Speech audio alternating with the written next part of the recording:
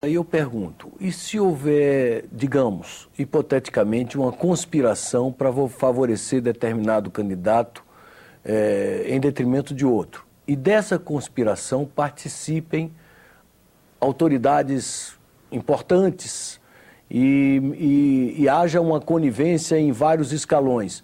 Não é possível mudar esse programa, de certa forma, e fazer com que os votos dados a um sejam transferidos para o outro? Não, porque o programa ele fica ao longo do ano disponível para análise, inclusive por parte dos partidos políticos, e por ocasião da inseminação das urnas. Eu estou dizendo isso porque eu conheço relativamente bem essa tecnologia, porque nós tivemos o ano passado no tribunal um evento muito feliz, que foi o tribunal, numa atitude de transparência, de total honestidade, realizou testes públicos de segurança na urna eletrônica. Foi um evento inédito no mundo.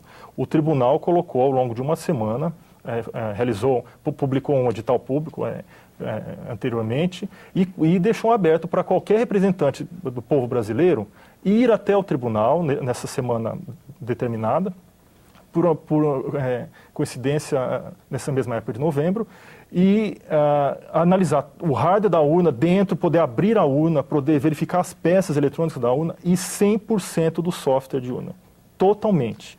E houve inscrição de diversos grupos, alguns de iniciativa privada, outros independentes, outros até de órgãos públicos, Polícia Federal, por exemplo, que analisaram todo esse software, esse hardware, puderam fazer o que eles quiseram. Eu sou testemunha disso, porque eu trabalhei na comissão que organizou isso aí. Professor Pedro. O software que é disponibilizado para os partidos examinarem, supostamente porque seria o que vai ser inseminado nas urnas, ele precisa passar por um processo de compilação que leva mais ou menos 12 horas.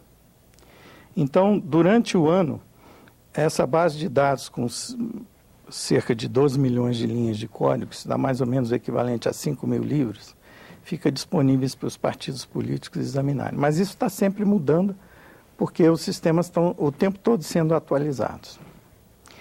Com o código da urna do ano de 2000, que foi o único que chegou a ser publicado num processo judicial por conta de uma impugnação de uma eleição municipal na Bahia, eu pude verificar que para um desvio sistemático de uma porcentagem determinada de votos de um candidato a outro, bastariam 8 linhas de código no arquivo setup-bat e no arquivo na aplicação que registrava, que gravava o boletim de urna. Isso no software do ano de 2000. Lá não eram 12 milhões de linhas de código, eram menos. Então, essa forma de auditoria, ela atende muito bem os interesses de quem pensam na democracia, os interesses alinhados com aquela perspectiva de que a democracia é um jogo de opiniões, de percepções e opiniões das massas. Tá?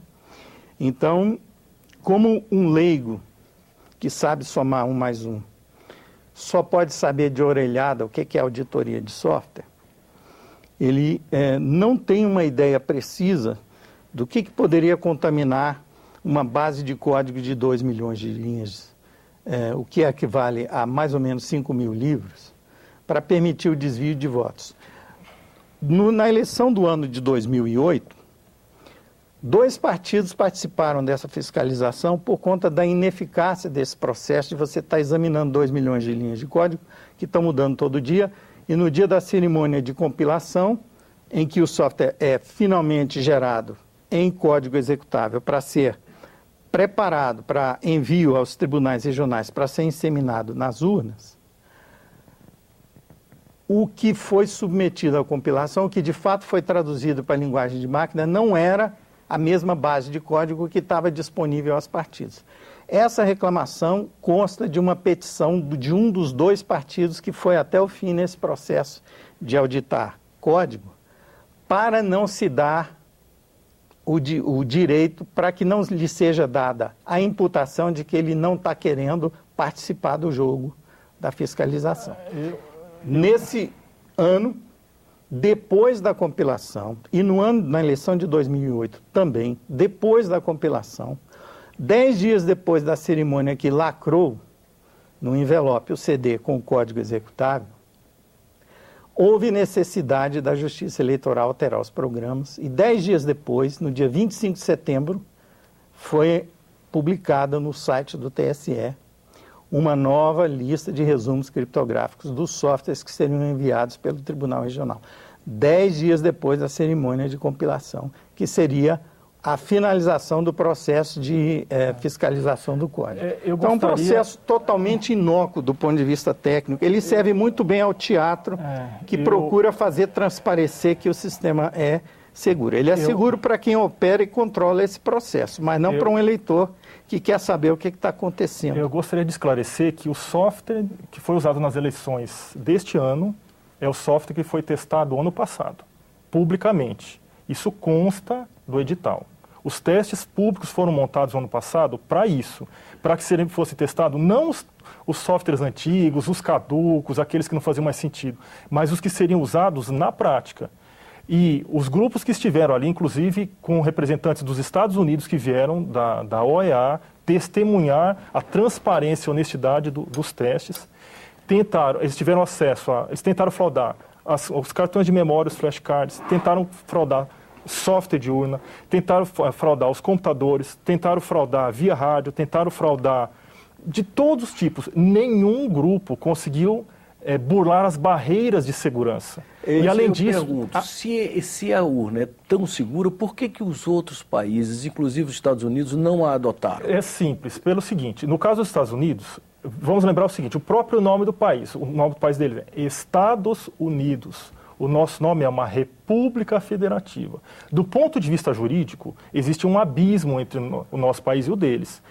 Especificamente quanto à legislação eleitoral, nós temos aqui no país uma legislação unificada. Nos Estados Unidos, a legislação varia de acordo com o condado, que é mais ou menos como se fosse o nosso município.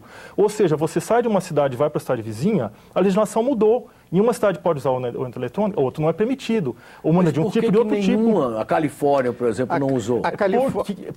Na Califórnia, o mesmo fornecedor que fornece mais da metade das urnas brasileiras foi descredenciado por ter mentido nos editais em relação à especificação de hardware. Eu tenho que dizer o seguinte, que a Diebold fornece realmente as urnas eletrônicas brasileiras. Eu, como engenheiro eletrônico, eu conheço que a tecnologia não é a mesma. É a mesma empresa, a Diebold no Brasil é subsidiária, porém, como no Brasil a Justiça Eleitoral é quem especifica os requisitos de urna, a Diebold apenas complementa com os componentes eletrônicos, porém a especificação de todo o funcionamento, as barreiras de segurança estão dominadas não pela empresa fabricante, que inclusive é uma licitação pública, é uma empresa, mas poderia ser outra. Estão na mão da Justiça Eleitoral brasileira. E isso não ocorre em outros países que usam urna eletrônica.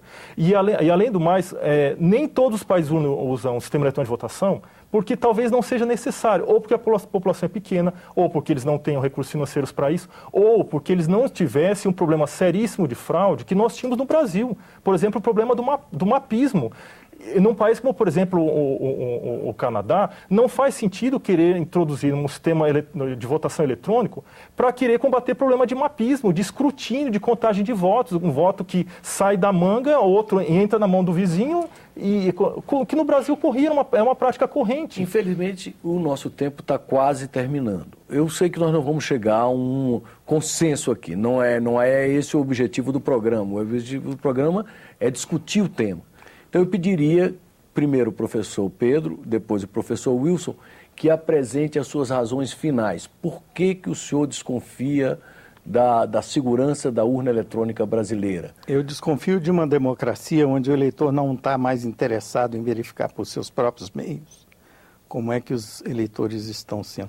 Ele abdica desse direito a pretexto de colocar na mão de quem vai operar a tecnologia a capacidade de decidir como isso pode ser feito.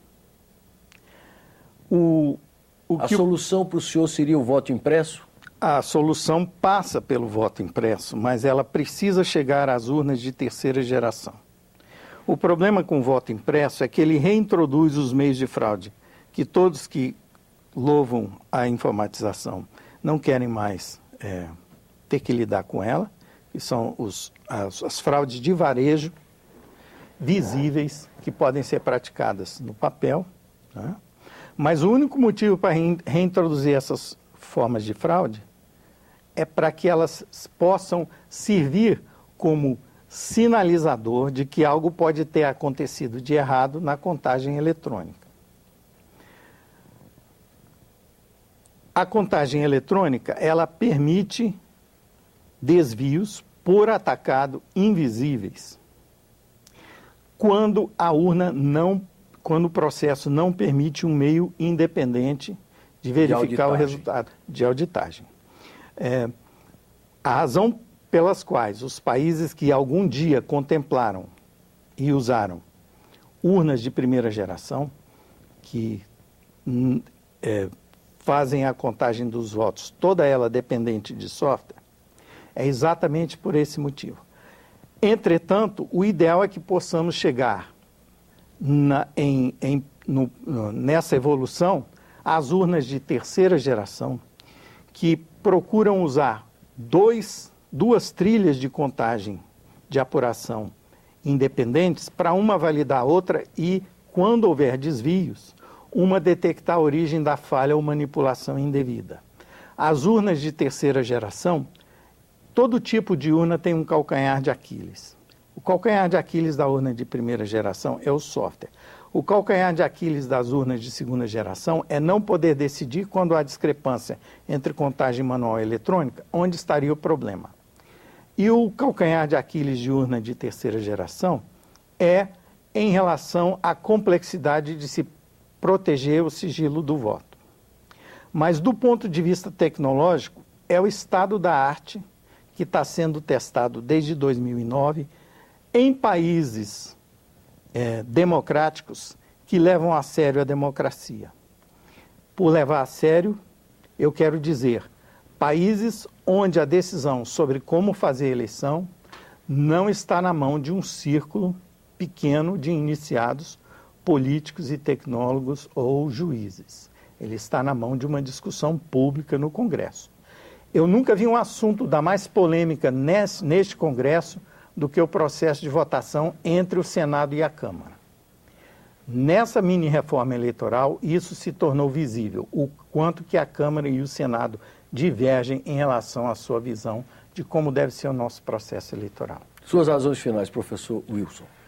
O que eu tenho a dizer, inclusive a testemunhar pelo que eu vi nos testes de segurança públicos que foram realizados no ano passado no TSE, com total transparência, com total honestidade, onde pessoas mais diversas puderam testar a urna eletrônica, o hardware, o software, procedimentos e tudo, que nós temos um motivo de orgulho para o nosso país. O nosso sistema de eletrônico de votação, ele é o mais evoluído do mundo. Dezenas de outros países vêm, inclusive vieram agora recentemente no nosso pleito, tentar aprender conosco, verificar como nós chegamos a um grau de evolução tecnológica tão interessante e tão adequado para o nosso país, para a nossa realidade. É um sistema que é amplamente aprovado pelo povo brasileiro, é um sistema inclusivo que inclui o analfabeto, que inclui o deficiente visual, que inclui o deficiente auditivo. Ele é totalmente ajustado para a nossa realidade. Ele é certamente um motivo de orgulho para o nosso país, é um sistema auditável sim, porém de uma forma tecnológica, mas está à disposição dos partidos, até inclusive por força de lei. Todo o software de urna está disponível, os partidos fiscalizam também a disseminação de software nas urnas eletrônicas, o transporte das urnas, o dia de votação, o que ocorre, como elas são manipuladas, os locais onde elas são armazenadas, como o software é confeccionado, tudo isso está à disposição, tudo isso é transparente, tudo isso é público, e o que torna esse sistema não apenas célere, mas seguro, e muito honesto para o cidadão brasileiro. É um sistema, portanto, eu como engenheiro eletrônico, como doutor em engenharia eletrônica, eu me sinto muito orgulhoso de morar num país e que possua um sistema de votação, eletrônico de votação, tão importante, tão adequado como é o nosso. Muito obrigado pela oportunidade desse pequeno debate. Vocês acabam de assistir os professores Pedro Rezende e Wilson Veneziano discutindo a questão da segurança da urna eletrônica brasileira. Ambos são pessoas qualificadas, professores da Universidade de Brasília na área de computação. Os telespectadores que quiserem encaminhar sugestões, comentários ou críticas, devem acessar o nosso portal www.senado.gov.br/TV. Até um próximo Cidadania.